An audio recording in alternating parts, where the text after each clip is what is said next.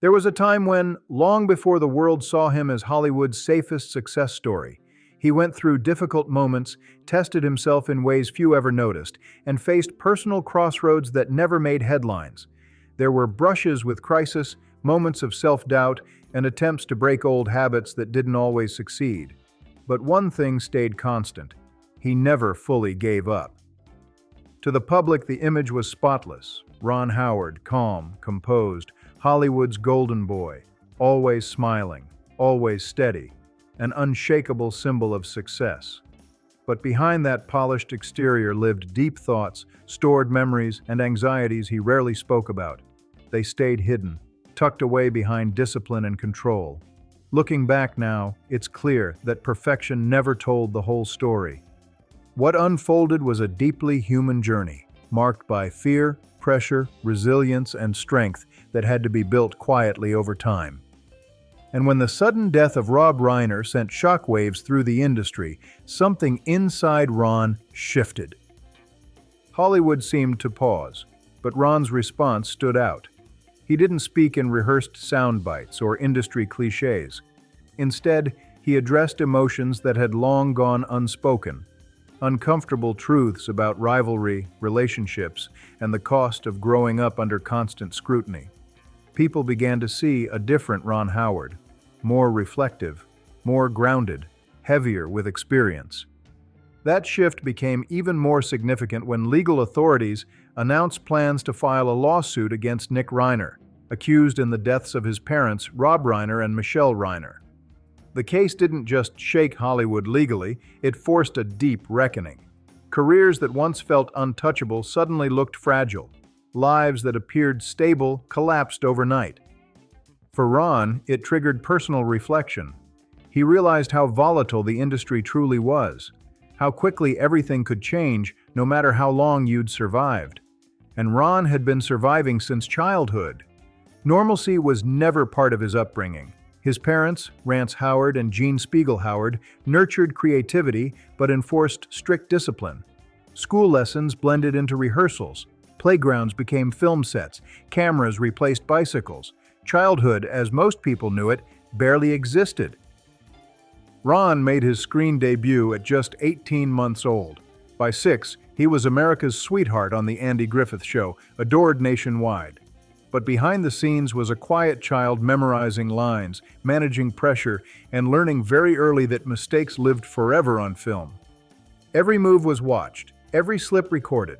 The audience saw confidence and charm. Ron felt expectation and isolation. He learned to turn calm into armor. That calm smile wasn't just personality, it was survival. While others spoke loudly, Ron observed. While some pushed back, he absorbed. That approach shaped him into someone thoughtful, measured, and emotionally disciplined. Rob Reiner expressed himself boldly. Ron Howard listened, learned, and stored every lesson away. Looking back now, that contrast explains so much. Behind Ron's steady gaze lies a life shaped by loneliness, pressure, and relentless demand. Yet those very challenges forged his strength. They taught him how to last. Then came 1974. A defining year. At just 19, Ron walked into Gary Marshall's studio, unaware that Happy Days would lock his image into American culture forever. Richie Cunningham became the perfect boy next door, polite, loyal, safe. Audiences loved it, but behind the scenes, Ron felt the walls closing in. The role that made him famous also froze him in time. Outside the studio, the world was changing. War protests, cultural upheaval, unrest. Inside, Richie Cunningham stayed untouched. By 1977, at just 23, Ron realized the cost of staying silent. He was pretending to be normal while feeling completely disconnected from reality. That tension followed him daily. Finally, he spoke up. He sent a memo to ABC asking for something radical, honesty. He wanted to tell stories that reflected what people were actually living through, including the impact of the Vietnam War. Not nostalgia, not fantasy. Truth.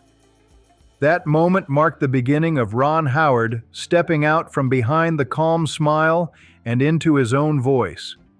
The response Ron Howard received was not kind. The rejection was firm and dismissive, and while it wasn't loud or public, it cut deep. It was the kind of pain that lingered quietly, growing heavier with time. Ron felt invisible, trapped inside Richie Cunningham, living someone else's life on screen while his own identity waited off camera. He realized that if he wanted his voice back, he couldn't keep smiling through it. He had to step away, breathe, and exist as himself. That chance arrived in 1977, when Roger Corman made a bold offer. Ron wouldn't just star in a film, he would direct it and help oversee the entire project. Fame wasn't the goal anymore. Control was. Ownership, creative freedom. That opportunity became Grand Theft Auto, a wild, chaotic comedy made on a shoestring budget of roughly $62,000, co-starring his father, Rance Howard. They pushed everything to the edge. Nearly 70 cars were wrecked during filming. Stunts were real. Risks were constant. And somehow, the film went on to gross $15 million, shocking Hollywood and forcing the industry to look at Ron Howard differently, not as a former child star, but as a filmmaker with vision and nerve. From that moment on, his path became clearer. Films like Splash, Cocoon, Willow, and Parenthood carried a deeply personal imprint. Ron found joy not in applause, but in research, preparation, and shaping real emotion into story. Acting, once his foundation, became secondary.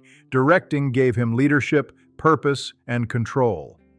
But control always comes with a cost. Every project became more personal. Every detail mattered. Each success raised expectations higher. Studios trusted him more, but that trust came with pressure. The silence from earlier rejection never fully disappeared. It lingered, quietly reminding him what failure once felt like. Ron learned to balance power, creativity, and responsibility, constantly negotiating between the calm public image and the private weight he carried. By the early 1990s, Ron Howard was no longer the boy from Mayberry. Richie Cunningham was frozen in history, but Ron had stepped into the spotlight as a filmmaker with real authority. Like Rob Reiner, he understood that the spotlight wasn't just bright, it could burn you out if you stayed too close for too long. That truth hit hard during Apollo 13 in 1995. Ron chased perfection with relentless intensity. Over 600 scenes were shot. Each zero-gravity sequence lasted only 23 seconds, requiring exact timing and physical exhaustion. NASA's mission control was recreated in extreme detail, right down to authentic equipment. Ron worked 18-hour days for months, barely sleeping, refusing shortcuts. Eventually, his body shut down. Production paused as the crew waited. When Ron returned, pale but focused, he wore a shirt that read, "Mission Control." He looked around and said simply, "We've got it." It was a breaking point. A moment where passion crossed into danger. And it was a lesson Rob Reiner had learned too. Dedication can quietly turn into isolation if you don't stop yourself. When news of Rob Reiner reached him, Ron felt more than grief. He felt recognition, empathy, a mirror reflecting the cost of ambition. Years earlier, in 1991, Ron's life looked perfect from the outside. A rising career, creative control, a growing family with his wife Cheryl and their children, including Bryce Dallas Howard. But reality told a harsher story. A 6-month shoot in Ireland meant brutal weather, long days, and total exhaustion. Cheryl held everything together at home. When Ron returned, the house felt unfamiliar. The laughter felt distant. One moment hit hardest, when his young daughter barely recognized him. Cheryl stood silently, and that silence said everything. In that moment, Ron understood something painful and permanent. Awards and success could never replace lost time. Still, habits built in childhood, always proving himself, always excelling, didn't disappear overnight. The pressure followed him, quiet, persistent, and deeply ingrained. Sleepless nights and impossible decisions stacked up over the years, forming a weight Ron Howard carried quietly. The pressure to be perfect never truly left him. It pressed in from every direction, sometimes crushing, sometimes motivating. That same pressure pushed him to keep climbing creatively, while slowly teaching him the hardest lesson of all: Success means nothing if it costs you your life outside the work. By 2025, something finally shifted. On the 50th anniversary of his marriage to Cheryl, Ron stood at Burbank High School where they first met and did something deeply personal. He donated a bench in Cheryl's honor, a quiet gesture that turned powerful the moment he spoke. His words stunned everyone listening. Ron admitted that if he could, he would trade everything: awards, box office hits, recognition, just to reclaim the time he lost with his children. There was no polish in his voice, no Hollywood performance, just truth. That honesty echoed why Rob Reiner's story hit him so hard. It wasn't only about loss, it was about realization, a reminder that life's true value lives far beyond fame, applause, and perfectly framed moments. Ron understood that he and Rob were shaped by the same spotlight. Both learned the cost of ambition the hard way. But family wasn't the only anchor keeping Ron grounded. His bond with his younger brother, Clint Howard, played a defining role in his survival. To the public, Clint was a familiar face. To Ron, Clint was proof that someone else truly understood the exhaustion and pressure of growing up under constant studio lights. They walked the same cramped hallways, learned lines before they could fully read, and earned paychecks before they understood what childhood was supposed to feel like. In an industry obsessed with perfection, Clint reminded Ron that he was never alone. They weren't just brothers. They were survivors of experiences most people would never fully grasp. But life rarely moves in straight lines. As Ron rose higher, Clint struggled quietly. The pressure, the judgment, the feeling of being seen but not understood weighed on him. By the late 1980s, the gap between them widened, and Ron faced a painful choice. No anger, no ego, just love.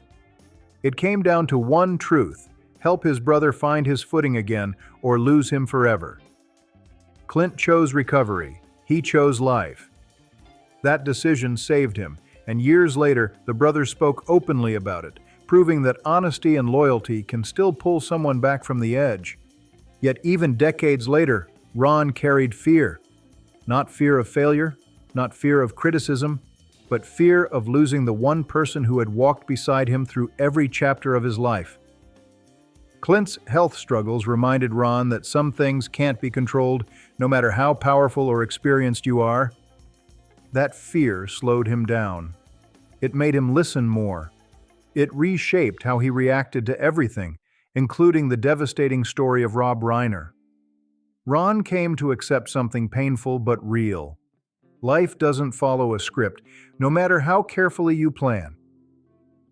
In recent interviews, Ron admitted the experience was deeply traumatic. The pain cut deeper than any career setback, deeper than box office pressure, deeper than awards. It came from family fear, guilt, and memory. He spoke of sleepless nights, of moments clouded by substances, of childhood memories returning without warning, small classrooms, quiet moments between takes, warm flashes of a past that suddenly felt fragile. Guilt stayed with him.